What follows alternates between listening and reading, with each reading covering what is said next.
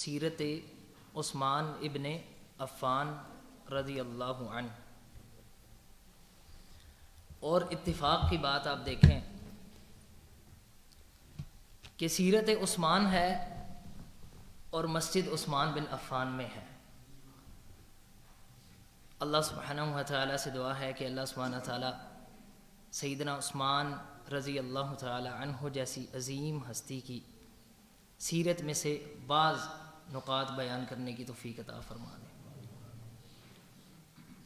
عثمان وما ادراک من عثمان. عثمان رضی اللہ تعالی عنہ وہ عظیم شخصیت ہیں جن کے عقد میں رسول اللہ صلی اللہ علیہ وسلم کی 2 صاحبزادیاں آئی ہیں. ابو عبداللہ آپ کی کنیت تھی، عثمان ابن عفان الاموی القرشی، اور آپ علیہ الصلوۃ والسلام کی 2 صاحبزادیاں آپ کے عقد میں ہونے کی وجہ سے آپ کا لقب تھا ذو النورین.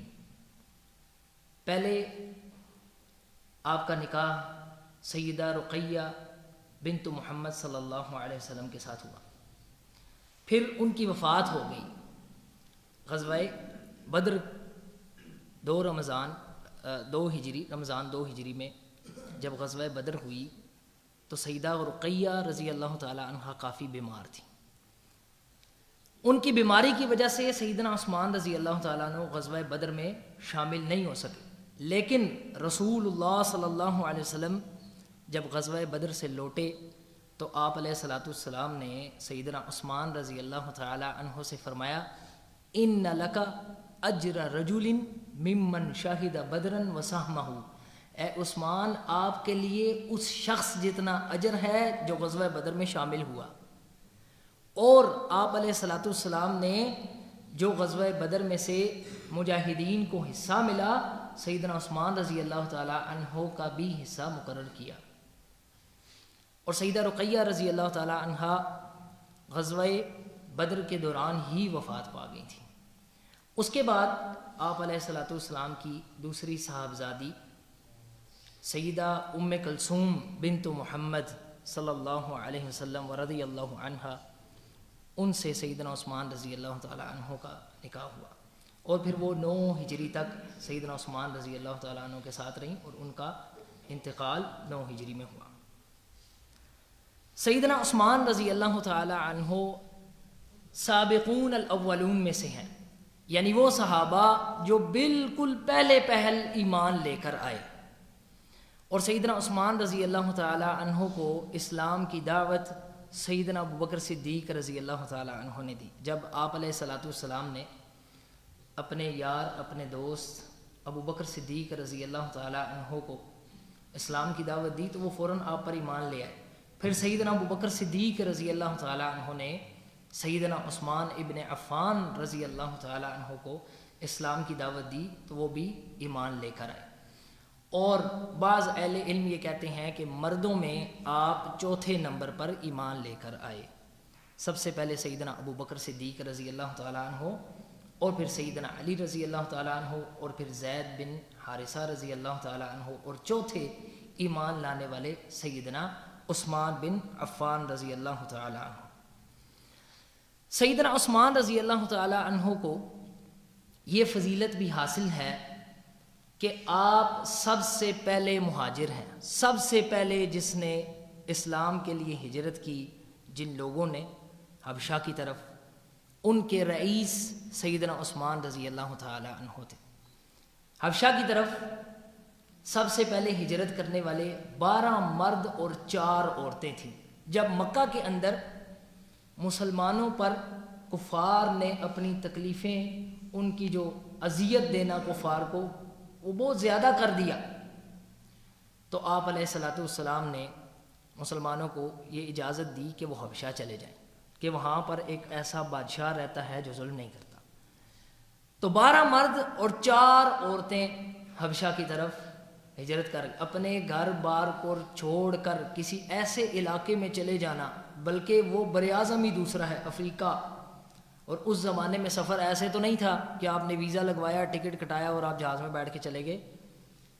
کٹھن ترین رستہ اور زیادہ راہ بھی ساتھ لے کے جانا، لیکن اسلام کی خاطر، ایمان کی خاطر، اللہ رب العزت کی خاطر انہوں نے اپنے گھر بار کو چھوڑا اور وہ حبشہ کی طرف ہجرت کر گئے. اور یہ جو 12 مرد تھے اور 4 عورتیں، ان کے رئیس، ان کے امیر رسول اللہ صلی اللہ علیہ وسلم نے عثمان بن عفان رضی اللہ تعالی عنہ کو مقرر کیا، اور آپ کے ساتھ آپ کی زوجہ رقیہ بنت محمد صلی اللہ علیہ وسلم و رضی اللہ عنہا بھی ساتھ ہیں. پھر سیدنا عثمان رضی اللہ تعالی عنہ کو یہ فضیلت بھی حاصل ہے کہ جب 6 ہجری میں رسول اللہ صلی اللہ علیہ وسلم عمرہ کے لیے گئے مکہ اپنے صحابہ کو ساتھ لے کر، اور صرف عمرے کا ارادہ تھا، تو مکہ سے پہلے حدیبیہ کے مقام پر مسلمانوں نے پڑاؤ ڈالا، اور رسول اللہ صلی اللہ علیہ وسلم نے صحابہ کرام میں سے اس شخص کو سفیر بنا کر بھیجا جو اہل مکہ سب سے زیادہ جس کی بات کو سنیں اور اس کی بات پر اطمینان اور تسلی کریں اور یقین کریں اور اس کے ساتھ معاہدہ طے کریں اور پھر مسلمانوں کو عمرے کی اجازت دیں. تو رسول اللہ صلی اللہ علیہ وسلم نے سیدنا عثمان ابن عفان رضی اللہ تعالیٰ عنہ کو بھیجا سفیر بنا کر. سیدنا عثمان رضی اللہ تعالیٰ عنہ چلے گئے تو مسلمانوں کے اندر یہ بات افواہ کے طور پر پھیلا دی گئی کہ سیدنا عثمان رضی اللہ تعالیٰ عنہ کو شہید کر دیا گیا. تو آپ علیہ الصلوۃ والسلام کو اس بات پر شدید غصہ آیا، اور یہ سفارت کے اصولوں کے بھی خلاف ہے بات کہ ہم نے ایک پرامن سفیر بنا کے بھیجا بات کرنے کے لیے، اور انہوں نے کفار نے اس سفیر کو شہید کر دیا. آپ علیہ الصلوۃ والسلام نے صحابہ کرام سے اپنے ہاتھ مبارک پہ بیعت لی کہ میرے ہاتھ پر بیعت کرو اور موت کی بیعت کرو. تو صحابہ کرام نے رسول اللہ صلی اللہ علیہ وسلم کے ہاتھ پر بیعت لی، اور جب صحابہ کرام نے آپ علیہ الصلوۃ والسلام کے ہاتھ پر ہاتھ رکھا تو پھر آپ علیہ الصلوۃ والسلام نے اپنے دائیں ہاتھ کو فرمایا ہذہ ید عثمان، یہ عثمان کا ہاتھ ہے، اور پھر آپ علیہ الصلوۃ والسلام نے ان کے ہاتھ پر ہاتھ رکھا. اللہ اکبر. تو آپ علیہ الصلوۃ والسلام نے اپنے ہاتھ کو سیدنا عثمان رضی اللہ تعالیٰ عنہ کا ہاتھ قرار دیا ہے. اور پھر اس کے بعد سیدنا عثمان رضی اللہ تعالیٰ عنہ تشریف لے آئے تو مسلمانوں کو معلوم ہو گیا کہ یہ افواہ تھی، سیدنا عثمان رضی اللہ تعالیٰ عنہ کو شہید نہیں کیا گیا. سیدنا عثمان رضی اللہ تعالی عنہ ان 10 افراد میں سے ہیں جن کو رسول اللہ صلی اللہ علیہ وآلہ وسلم نے ایک مجلس کے اندر جنت کی بشارت دی ہے.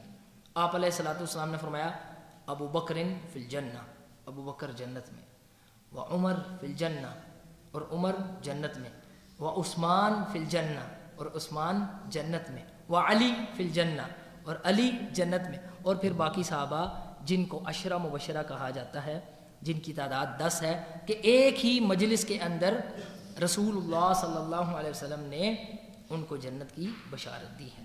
اچھا، یہاں پر یہ بات بھی ذہن میں رکھیں، بعض لوگ یہ سمجھ لیتے ہیں کہ یہ صرف یہی 10 صحابہ ہیں جن کو زندگی کے اندر، دنیاوی زندگی کے اندر آپ علیہ الصلوۃ والسلام نے جنت کی بشارت سنائی ہے. ایسا نہیں ہے، ان 10 صحابہ کو ایک ہی مجلس میں سنائی ہے. ان کے علاوہ بھی کئی صحابہ ہیں جن کو آپ علیہ الصلوۃ والسلام نے جنت کی گارنٹی دی ہے، جیسا کہ سیدنا حسن اور حسین رضی اللہ عنہما. بلکہ آپ علیہ الصلوۃ والسلام نے فرمایا الحسن والحسین سیدا شباب اہل الجنہ، حسن اور حسین جنتی نوجوانوں کے سردار ہیں. تو اور بھی کئی صحابہ ہیں جو اس کیٹیگری کے اندر آتے ہیں. سیدنا بلال رضی اللہ تعالیٰ عنہ کے بارے میں آپ علیہ الصلوۃ والسلام جب معراج کی رات پہ گئے تو آپ علیہ الصلوۃ والسلام نے جنت میں سیدنا بلال رضی اللہ تعالیٰ عنہ کے چلنے کی آواز سنی. تو اور بھی کئی صحابہ اس میں شامل ہیں. سیدنا عثمان رضی اللہ تعالیٰ عنہ خلفائے راشدین میں سے ہیں، اور خلفائے راشدین وہ ہستیاں ہیں جن کے بارے میں رسول اللہ صلی اللہ علیہ وسلم نے اہل اسلام کو یہ تلقین کی ہے کہ ان کے رستے کو لازم پکڑیں، ان کے طریقے کو، ان کی سنت کو لازم پکڑیں. آپ علیہ الصلوۃ والسلام نے فرمایا فَإِنَّهُ مَن يَعِشْ بَعْدِي فَسَيَرَىٰ اخْتِلَافًا كَثِيرًا، تم میں سے جو شخص میرے بعد زندہ رہے گا وہ شدید اختلاف دیکھے گا، اختلاف ہی اختلاف، فتنے ہی فتنے۔ فَعَلَيْكُمْ بِسُنَّتِي، تو تم لوگ میری سنت کو لازم پکڑنا، میری سنت پر ڈٹ جانا، وَسُنَّةِ الْخُلَفَاءِ الرَّاشِدِينَ الْمَهْدِيِّينَ، اور میرے ہدایت یافتہ خلفاء کی سنت کو لازم پکڑنا۔ یہ ہدایت یافتہ خلفاء کون ہیں؟ آپ علیہ الصلوۃ والسلام نے فرمایا، سنن ابو داؤد میں صحیح حدیث موجود ہے، خلافت النبوہ 30 سنہ، نبوت والی خلافت 30 سال رہے گی۔ نبوت والی خلافت کتنے سال رہے گی؟ 30 سال، مطلب ان 30 سال میں جو خلفاء آئیں گے وہ خلفاء راشدین ہیں۔ اب آپ گن لیں، 2 سال سیدنا ابو بکر صدیق رضی اللہ تعالیٰ عنہ، 10 سال سیدنا عمر بن الخطاب رضی اللہ تعالیٰ عنہ، 12 سال سیدنا عثمان ابن عفان رضی اللہ تعالیٰ عنہ، اور تقریباً 6 سال سیدنا علی بن ابی طالب رضی اللہ عنہ۔ تو سیدنا عثمان رضی اللہ تعالیٰ عنہ خلفائے راشدین میں سے تیسرے نمبر پر ہیں، جن کی سنت کو لازم پکڑنے کا رسول اللہ صلی اللہ علیہ وسلم نے اس امت کو حکم دیا ہے کہ اگر آپ میری سنت اور خلفائے راشدین کی سنت پر چلیں گے تو آپ ہدایت پر آ جائیں گے، گمراہی سے بچ جائیں گے۔ یہ عثمان رضی اللہ تعالیٰ عنہ ان لوگوں میں سے ایک ہیں۔ سیدنا عثمان رضی اللہ تعالیٰ عنہ سیدنا عمر بن خطاب رضی اللہ تعالیٰ عنہ کے بعد خلیفہ مقرر ہوئے، اور یہ قصہ صحیح بخاری کے اندر موجود ہے۔ سیدنا عمر رضی اللہ تعالیٰ عنہ نے اپنے بعد 6 نام مقرر کیے اور کہا کہ آپ مسلمان مشورے سے ان 6 ناموں میں سے کسی ایک شخص کو خلیفہ بنا لیں۔ ان میں سیدنا عثمان رضی اللہ تعالیٰ عنہ کا بھی نام موجود تھا۔ تو عبد الرحمن بن عوف رضی اللہ تعالیٰ عنہ کہنے لگے سیدنا عمر رضی اللہ تعالیٰ عنہ کی شہادت کے بعد کہ اگر آپ لوگ معاملہ ہم میں سے 3 لوگوں کے سپرد کر دیتے ہیں تو معاملہ آسان ہو جائے گا کہ ہم میں سے خلیفہ کون بنے۔ تو پھر معاملہ 3 لوگوں کے سپرد کر دیا گیا، سیدنا عبد الرحمن بن عوف، سیدنا عثمان اور سیدنا علی رضی اللہ تعالیٰ عنہ۔ تو سیدنا عبد الرحمن بن عوف سیدنا عثمان اور سیدنا علی رضی اللہ تعالیٰ عنہ سے کہنے لگے کہ اگر آپ دونوں معاملہ میرے سپرد کرتے ہیں کہ میں آپ دونوں میں سے کسی کو خلیفہ چن لوں، مسلمانوں کا حاکم مقرر کر دوں، تو یہ بڑا اچھا ہو جائے گا، معاملہ آسان ہو جائے گا۔ ان دونوں نے کہا ٹھیک ہے، معاملہ آپ کے سپرد ہے۔ سیدنا عبد الرحمن بن عوف رضی اللہ تعالیٰ عنہ پھر ان کو کہنے لگے کہ آپ میں سے جو بھی خلافت سے یا یہ منصب لینے سے دستبردار ہوگا، کہے گا میں نہیں لینا چاہتا، میں اس کو یہ منصب دے دوں گا، اور جب منصب مل جائے گا تو ذمہ داری اس پر عائد ہو جائے گی۔ دونوں خاموش ہو گئے، سیدنا علی رضی اللہ تعالیٰ عنہ بھی اور سیدنا عثمان رضی اللہ تعالیٰ عنہ بھی، دونوں خاموش ہو گئے۔ پھر سیدنا عبد الرحمن بن عوف رضی اللہ تعالیٰ عنہ کہنے لگے کہ میں آپ دونوں میں سے جس کو بھی خلیفہ بنا دوں آپ دونوں کو قبول ہے۔ پھر سیدنا عبد الرحمن بن عوف رضی اللہ تعالیٰ عنہ سیدنا علی رضی اللہ تعالیٰ عنہ کو الگ لے گئے اور ان کو کہنے لگے کہ اے علی، اگر میں آپ کو خلیفہ بنا دوں تو مسلمانوں کی ذمہ داری آپ پر ہے، اور اگر میں سیدنا عثمان رضی اللہ تعالیٰ عنہ کو خلیفہ بناؤں تو پھر آپ کو ان کی اطاعت کرنی پڑے گی کہ وہ مسلمانوں کے خلیفہ ہوں۔ پھر سیدنا عثمان رضی اللہ تعالیٰ عنہ کو الگ لے گئے اور ان سے بھی یہی عہد لیا کہ اگر میں آپ کو خلیفہ مقرر کر دوں تو مسلمانوں کی ذمہ داری آپ پر، عدل و انصاف کے ساتھ آپ نے خلافت کرنی ہوگی، اور اگر میں سیدنا علی رضی اللہ تعالیٰ عنہ کو خلیفہ مقرر کر دوں تو پھر آپ کو ان کی اطاعت کرنی پڑے گی۔ انہوں نے کہا ٹھیک ہے۔ پھر جب دونوں آئے تو عبد الرحمن بن عوف رضی اللہ تعالیٰ عنہ نے سیدنا عثمان رضی اللہ تعالیٰ عنہ کو کہا کہ اپنا ہاتھ آگے بڑھائیں، اور ان کے ہاتھ پہ بیعت کی اور ان کو مسلمانوں کا خلیفہ مقرر کیا۔ تو پھر سیدنا عثمان رضی اللہ تعالیٰ عنہ بالاتفاق مسلمانوں کے تیسرے خلیفہ مقرر ہوئے۔ سیدنا عثمان رضی اللہ تعالیٰ عنہ نے اپنے 12 سالہ دور میں جو ان کی خلافت کا زمانہ ہے اس میں انتہائی اہم امور سر انجام دیے، اور اللہ سبحانہ تعالیٰ نے یہ بڑے امور سیدنا عثمان رضی اللہ تعالیٰ عنہ سے انجام دلوائے، جن میں سب سے بڑی چیز جمع القرآن فی حرف واحد یا علی حرف واحد، قرآن مجید کو ایک حرف پہ جمع کرنا اور اس کے نسخے بنا کر مسلمانوں کے جو علاقے ہیں ان کے اندر بھیج دینا اور ساری امت کو اس ایک مصحف پہ جمع کر دینا جو آج تک ہمارے پاس موجود ہے. یعنی آج پوری دنیا میں جہاں بھی قرآن موجود ہے اس کو مصحف عثمانی کہا جاتا ہے. تو یہ سیدنا عثمان رضی اللہ تعالیٰ کا ایک بہت بڑا کارنامہ ہے. آپ کے زمانے میں آپ لوگوں کو یہ بات معلوم ہے کہ قرآن اللہ تعالیٰ نے 7 حروف میں نازل کیا ہے، 7 حروف میں. تو سیدنا عثمان رضی اللہ تعالیٰ کے دور میں جب اہل اسلام کا دائرہ وسیع ہوا اور کئی بڑی بڑی سلطنتیں اسلام کے اندر آئیں، اسلامی خلافت کے اندر آ گئیں، تو جو لوگ نئے نئے مسلمان ہوئے تو وہ جب قرآن سیکھتے تھے، ان مختلف حروف کو سیکھتے تھے، تو ان کے درمیان اختلاف پیدا ہونے لگا. بعض کہنے لگے ہمارا جو حرف ہے یہ درست ہے، دوسرا کہنے لگا نہیں ہمارا حرف درست ہے. تو سیدنا حذیفہ بن یمان رضی اللہ تعالیٰ عنہ سیدنا عثمان رضی اللہ عنہ سے کہنے لگے کہ اے عثمان، معاملہ جو ہے وہ بہت آگے بڑھ رہا ہے، تو اس معاملے کی خبر لیں اس سے پہلے کہ اللہ سبحانہ تعالیٰ کی کتاب کے اندر اختلاف ہونے لگے. تو پھر سیدنا عثمان رضی اللہ تعالیٰ عنہ نے ایک حرف پہ قرآن مجید کو، اور وہ لہجہ یا وہ حرف جس میں قریش قرآن پڑھا کرتے تھے، جو قریش کی زبان میں نازل ہوا تھا، اس پر سیدنا عثمان رضی اللہ تعالیٰ نے تمام مسلمانوں کو جمع کر دیا اور اس کی مختلف کاپیز بنوا کر مختلف علاقوں میں بھیج دی. بہرحال اس مسئلے میں بعض اہل علم کہتے ہیں کہ وہ 7 کے 7 حروف اس مصحف کے اندر جمع ہیں، لیکن بعض اہل علم کہتے ہیں کہ ایک حرف پہ جمع کیا، جیسا کہ شیخ ابن باز رحمہ اللہ کا موقف ہے. اس کے بعد سیدنا عثمان رضی اللہ تعالیٰ عنہ کا ایک اور بڑا کارنامہ یہ ہے کہ سیدنا عثمان رضی اللہ تعالیٰ عنہ نے مسجد حرام اور مسجد نبوی میں توسیع کروائی. اس کے بعد سیدنا عثمان رضی اللہ تعالیٰ عنہ کے دور میں بڑی بڑی فتوحات ہوئیں. مثال کے طور پہ سیدنا عثمان رضی اللہ تعالیٰ عنہ کے دور میں ارمینیا کا علاقہ فتح ہوا. سیدنا عثمان رضی اللہ تعالیٰ عنہ کے دور میں خراسان کا علاقہ فتح ہوا. سیدنا عثمان رضی اللہ تعالیٰ عنہ کی خلافت میں سجستان، افریقیہ اور قبرص کے علاقے فتح ہوئے.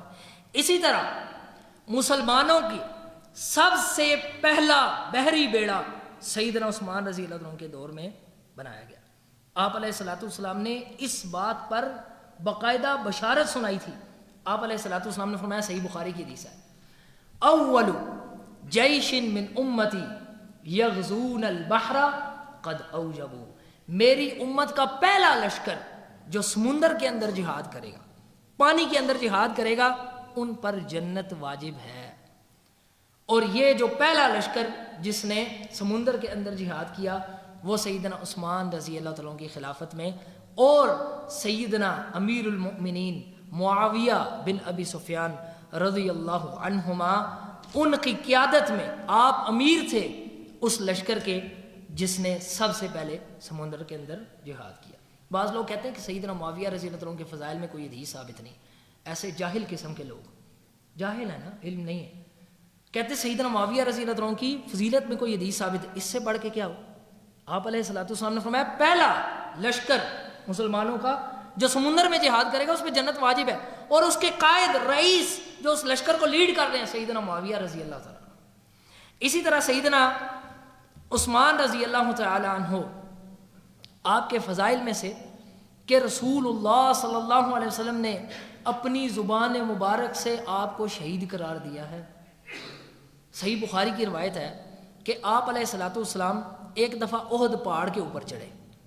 آپ کے ساتھ سیدنا ابوبکر صدیق رضی اللہ تعالیٰ عنہ تھے، سیدنا عمر رضی اللہ تعالیٰ عنہ تھے، اور سیدنا عثمان رضی اللہ تعالیٰ عنہ تھے. تو احد پہاڑ ہلنے لگ گیا، حرکت کرنے لگ گیا. تو آپ علیہ الصلوۃ والسلام نے اس کے اوپر اپنا قدم مبارک مارا اور فرمایا اثبت احد، اے احد رک جا، انما علیک نبی و صدیق و شہیدان، اے احد رک جا، بے شک اس وقت تیرے اوپر ایک نبی ہے، ایک صدیق ہے اور 2 شہید ہیں. تو سیدنا عثمان رضی اللہ تعالیٰ عنہ کو آپ علیہ الصلوۃ والسلام نے اپنی زبان مبارک سے شہید قرار دیا ہے. سیدنا مرہ بن قعب رضی اللہ تعالیٰ عنہ فرماتے ہیں، اور یہاں سے اب ہم بات اپنی اختتام کی طرف لے کر جائیں گے، اور وہ سیدنا عثمان رضی اللہ تعالیٰ کی شہادت ہے۔ مرہ بن کعب رضی اللہ تعالیٰ کہتے ہیں ذکر رسول اللہ صلی اللہ علیہ وسلم الفتن، رسول اللہ صلی اللہ علیہ وسلم نے ایک دفعہ فتنوں کا ذکر کیا، فقربہا، تو آپ نے ایسے ذکر کیا کہ گویا فتنے قریب آ گئے، بالکل پاس ہیں، قریب ہیں۔ فمر رجل مقنع بثوبہ، ایک آدمی وہاں سے گزر رہا تھا، اس نے چادر کی ہوئی تھی، اپنی چادر اپنے اوپر لی ہوئی تھی، تو آپ علیہ الصلوۃ والسلام نے فرمایا ھذا یومئذ علی الحق یا علی الہدی، یہ شخص جو جا رہا ہے یہ اس زمانے میں جب فتنے ہوں گے یہ حق پہ ہوگا، ہدایت پہ ہوگا، یہ شخص ہدایت پہ ہوگا۔ وہ مرہ بن کعب کہتے ہیں میں بھاگا، میں لپکا کہ دیکھوں کہ یہ کون سا شخص ہے، کہ اس نے چادر لی ہوئی تھی۔ فَإِذَا عثمان بن عفان، میں نے دیکھا تو عثمان بن عفان رضی اللہ تعالیٰ عنہ تھے۔ اللہ اکبر۔ تو سیدنا عثمان رضی اللہ تعالیٰ عنہ کو رسول اللہ صلی اللہ علیہ وسلم نے اپنی زبان مبارک سے ہدایت پر قرار دیا ہے۔ اسی طرح ابو موسیٰ اشعری رضی اللہ تعالیٰ عنہ فرماتے ہیں کہ ایک دفعہ ہم رسول اللہ صلی اللہ علیہ وسلم کے ساتھ بیٹھے ہوئے تھے، اتنے میں ایک شخص آیا، فاستفتح، اس نے دروازہ کھولنے کی اجازت مانگی، تو رسول اللہ صلی اللہ علیہ وسلم نے فرمایا افتح لہ وبشرہ بالجنہ، دروازہ کھول دو اور اس شخص کو، یہ جو آیا ہے، اس کو جنت کی بشارت دے دو کہ تم جنتی ہو۔ کہتے ہیں ففتحت لہ فاذا ابو بکر صدیق، کہتے ہیں میں نے دروازہ کھولا تو ابو بکر صدیق رضی اللہ تعالیٰ عنہ تھے، تو میں نے ان کو نبی علیہ الصلوۃ والسلام کی طرف سے جنت کی بشارت دے دی، تو کہنے لگے الحمدللہ۔ کہتے ہیں پھر اتنے میں ایک اور شخص آیا اور اس نے بھی دروازہ کھڑکایا، اندر آنے کی اجازت مانگی، تو آپ علیہ الصلوۃ والسلام نے فرمایا دروازہ کھول دو اور اس کو بھی جنت کی بشارت دے دو۔ کہتے ہیں میں نے کھولا تو سیدنا عمر بن خطاب رضی اللہ تعالیٰ عنہ تھے، تو میں نے آپ کو جنت کی بشارت سنائی جو آپ علیہ الصلوۃ والسلام نے مجھے کہی تھی، تو کہنے لگے الحمدللہ۔ پھر آپ علیہ الصلوۃ والسلام بیٹھے ہوئے تھے، ایک اور شخص آیا اور اس نے بھی اندر آنے کی اجازت مانگی، تو آپ علیہ الصلوۃ والسلام نے فرمایا افتح لہ وبشرہ بالجنہ علی بلوی تصیبہ، اب جو شخص آیا ہے دروازہ اس کے لیے کھولو اور اس کو جنت کی بشارت دے دو، لیکن ایک مصیبت پر جو اس کو پہنچے گی، ایک امتحان آئے گا اس شخص پر۔ تو کہتے ہیں میں اٹھا اور میں نے کھولا تو دیکھا سیدنا عثمان ابن عفان رضی اللہ تعالیٰ عنہ تھے، تو میں نے آپ کو پھر آپ علیہ الصلوۃ والسلام نے جو بشارت دی تھی وہ سنا دی، تو سیدنا عثمان بن عفان رضی اللہ تعالیٰ عنہ نے کہا الحمدللہ واللہ المستعان، یعنی باقی دو خلفاء نے کیا کہا الحمدللہ، اور سیدنا عثمان رضی اللہ تعالیٰ عنہ نے ساتھ کہا واللہ المستعان، کہ ان کو زندگی کے اندر آزمایا جائے گا، زندگی کے اندر ان پر ایک بڑی شدید آزمائش آئے گی۔ اور وہ آزمائش کیا تھی؟ سیدنا عثمان رضی اللہ تعالیٰ عنہ کے آخری دور کے اندر کچھ اوباش قسم کے لوگ، فتنہ پرست لوگ، سیدنا عثمان رضی اللہ تعالیٰ عنہ نرم مزاج تھے، سیدنا عمر رضی اللہ تعالیٰ عنہ کی طرح سخت نہیں تھے، تو سیدنا عثمان رضی اللہ تعالیٰ عنہ کی خلافت کے آخری زمانے میں کچھ اوباش قسم کے لوگ اور صفاق قسم کے لوگ سیدنا عثمان رضی اللہ تعالیٰ عنہ کے خلاف پروپیگنڈا کرنا شروع ہو، اور یہ کہنے لگ گئے کہ سیدنا عثمان رضی اللہ تعالیٰ عنہ اپنے رشتہ داروں کو امیر مقرر کرتے ہیں مختلف علاقوں کا، اور ایسے لوگوں کو مقرر کرتے ہیں جو اہل نہیں ہیں ان علاقوں کے امیر بننے کے۔ حالانکہ یہ بات غلط تھی، عثمان رضی اللہ تعالیٰ عنہ خلیفہ تھے اور وہ خلیفہ راشد تھے جن کو نبی علیہ الصلوۃ والسلام نے ہدایت پر قرار دیا، تو یہ کیسے ہو سکتا ہے کہ سیدنا عثمان رضی اللہ تعالیٰ عنہ ان لوگوں کو امیر مقرر کر دیں جو اس منصب کے اہل نہ ہوں؟ یہ الزام تھا، پروپیگنڈا تھا۔ بہرحال انہوں نے یہ پروپیگنڈا مشہور کرنا شروع کیا اور پھر سیدنا عثمان رضی اللہ تعالیٰ عنہ کی نرمی کا فائدہ اٹھایا، اور اس وقت جو صحابہ کرام موجود تھے وہ سیدنا عثمان رضی اللہ تعالیٰ عنہ سے کہتے تھے کہ آپ ہمیں اجازت دیں، ہم ان کا منہ بند کرائیں، لیکن سیدنا عثمان رضی اللہ تعالیٰ عنہ فرماتے تھے کہ نہیں، میں فتنہ نہیں چاہتا، یہ جو کر رہے ہیں ان کو کرنے دو۔ بہرحال معاملہ اس حد تک پہنچا کہ انہوں نے سیدنا عثمان رضی اللہ تعالیٰ عنہ سے یہ مطالبہ کر دیا کہ آپ خلافت سے دستبردار ہو جائیں، اس کرسی کو چھوڑ دیں، لیکن سیدنا عثمان رضی اللہ تعالیٰ عنہ نے کہا نہیں، میں یہ نہیں کر سکتا، میں خلافت سے دستبردار نہیں ہوں گا، بے شک میری جان چلی جائے۔ کیوں؟ اس لیے کہ مسند احمد کی حدیث ہے، رسول اللہ صلی اللہ علیہ وسلم نے فرمایا سیدنا عثمان رضی اللہ تعالیٰ عنہ سے مخاطب ہو کر یا عثمان، اے عثمان، ان اللہ عز وجل یلبسک قمیصا، اے عثمان اللہ تعالیٰ آپ کو ایک قمیص پہنائے گا، اللہ تعالیٰ آپ کو ایک قمیص پہنائے گا. فَإِنْ أَدْرَاكَ الْمُنَافِقُونَ عَلَى خَلْعِهِ، اگر منافق آپ سے وہ قمیص اتارنے کی کوشش کریں، فَلَا تَخْلَعْهُ حَتَّى تَلْقَانِي، تو قمیص نہ اتارنا یہاں تک کہ آپ کی مجھ سے ملاقات ہو جائے، یہاں تک کہ آپ مجھ سے آ ملیں. تو یہاں پہ قمیص سے مراد سیدنا عثمان رضی اللہ تعالیٰ عنہ بھی سمجھتے تھے کہ قمیص سے مراد خلافت ہے. تو وہ جب منافق اور وہ اوباش قسم کے لوگ سیدنا عثمان رضی اللہ تعالیٰ عنہ سے یہ مطالبہ کرتے تھے کہ آپ خلافت سے دستبردار ہو جائیں، اور رسول اللہ صلی اللہ علیہ وسلم نے یہ وصیت کی تھی کہ عثمان آپ نے وہ قمیص نہیں اتارنی، تو رسول اللہ صلی اللہ علیہ وسلم کی وصیت پر سیدنا عثمان رضی اللہ عنہ نے خلافت سے دستبرداری اختیار نہیں کی. اور صحابہ کرام یہ کہتے تھے کہ آپ ہمیں اجازت دیں ہم ان کے ساتھ قتال کریں، لیکن سیدنا عثمان رضی اللہ عنہ کہتے تھے کہ نہیں، میں یہ نہیں چاہتا کہ میری وجہ سے کسی ایک شخص کا بھی خون بہے. بہرحال سیدنا ابو سہلہ جو سیدنا عثمان رضی اللہ عنہ کے آزاد کردہ غلام ہیں، وہ کہتے ہیں کہ سیدہ عائشہ رضی اللہ تعالیٰ عنہ فرماتی ہیں کہ ایک دفعہ رسول اللہ صلی اللہ علیہ وسلم نے فرمایا ادعو لی بعض اصحابی، میرے کسی صحابی کو بلائیں. تو سیدہ عائشہ کہتی ہیں فقلت ابو بکر، سیدنا ابو بکر کو بلاؤں؟ آپ نے فرمایا لا، آپ نے کہا نہیں. پھر نبی علیہ الصلوۃ والسلام نے فرمایا میرے صحابی کو بلاؤ. سیدہ عائشہ کہتی ہیں کہ سیدنا عمر کو بلاؤں؟ آپ نے فرمایا نہیں. پھر نبی علیہ السلام نے کہا میرے کسی صحابی کو بلاؤ. سیدہ عائشہ کہتی ہیں میں نے کہا علی کو بلاؤں؟ آپ نے فرمایا نہیں. پھر آپ علیہ الصلوۃ والسلام نے کہا میرے صحابی کو بلاؤ. پھر سیدہ عائشہ کہتی ہے عثمان کو بلائیں؟ آپ علیہ الصلوۃ والسلام نے فرمایا ہاں. پھر سیدنا عثمان رضی اللہ عنہ کو بلایا گیا تو آپ علیہ الصلوۃ والسلام نے سیدہ عائشہ کو کہا تنحی، اب تم یہاں سے پیچھے ہٹ جاؤ. وجعل یسارہ، اور آپ علیہ السلام ان کے کان میں سرگوشی کرنے لگے. تو سیدہ عائشہ رضی اللہ تعالیٰ عنہ کہتی ہیں کہ سیدنا عثمان رضی اللہ عنہ کا رنگ بدل گیا. جب آپ علیہ الصلوۃ والسلام نے سرگوشی کی، آپ علیہ الصلوۃ والسلام کا رنگ بدل گیا. اب وہ جو سیدنا عثمان رضی اللہ عنہ کے غلام ہیں وہ کہتے ہیں کہ جب وہ دن آیا جس دن بلوائیوں نے سیدنا عثمان رضی اللہ عنہ کے گھر کا احاطہ کر لیا، یعنی ایک وقت ایسا آ گیا کہ انہوں نے سیدنا عثمان رضی اللہ عنہ کے گھر گھیرا کر لیا اور کوئی چیز اندر نہیں جانے دے رہے تھے، کھانے پینے کی کوئی چیز نہ اندر سے کسی کو باہر آنے دیتے تھے. تو انہوں نے گھر کا احاطہ کر لیا. تو وہ کہتے ہیں کہ جب کان یوم الدار وحسر عثمان، جب وہ دن آیا قلنا یا امیر المومنین الا تقاتل، ہم نے کہا اے امیر المومنین آپ قتال نہیں کریں گے یا ہمیں حکم نہیں دیتے ہم قتال کریں؟ قال ان رسول اللہ صلی اللہ علیہ وسلم عہد الی عہدا، بے شک میرے حبیب رسول اللہ صلی اللہ علیہ وسلم نے مجھ سے ایک وعدہ کیا تھا فانی صابر نفسی علیہ، میں اپنے نفس کو اسی پر صابر رکھے ہوئے ہوں. اور سیدنا عثمان رضی اللہ عنہ صبر کرتے رہے حتیٰ کہ بلوائیوں نے سیدنا عثمان رضی اللہ عنہ کے گھر پر حملہ کیا اور گھر کے اندر داخل ہوئے اور سیدنا عثمان رضی اللہ عنہ قرآن پڑھ رہے تھے، اور اسی حالت میں سیدنا عثمان رضی اللہ تعالی عنہ کو شہید کر دیا گیا.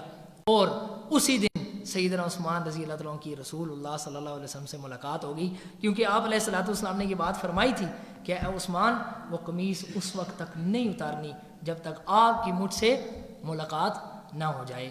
اللہ سبحانہ تعالیٰ سے دعا ہے کہ اللہ سبحانہ تعالیٰ ہمارے دلوں کو اب نبی علیہ الصلوۃ والسلام کے یہ پیارے اور عظیم صحابہ کرام کی محبت سے منور کر دے، اور اللہ سبحانہ تعالیٰ ہمیں ان کے رستے پر چلا دے. ان کا رستہ کیا ہے؟ توحید کا رستہ. ان کا رستہ کیا ہے؟ سنت کا رستہ. الحمدللہ ہماری یہ مسجد الحمدللہ یہ توحید کا مرکز ہے، یہ سنت کا مرکز ہے، اور اس کے اندر اس چیز کی دعوت دی جاتی ہے جس رستے کو تھامنے کا رسول اللہ صلی اللہ علیہ وسلم نے حکم دیا تھا، علیکم بسنتی و سنت الخلفاء الراشدین المہدیین. اور یہ اسی سلسلے کی ایک کڑی جس کا آج چوتھا درس تھا جو سیدنا عثمان رضی اللہ عنہ کی سیرت سے متعلق تھا. اللہ سبحانہ تعالیٰ جو کہا ہے اور جو آپ نے سنا ہے اس کو اپنی بارگاہ میں قبول و منظور فرمائے. وآخر دعوانا الحمد للہ رب العالمین.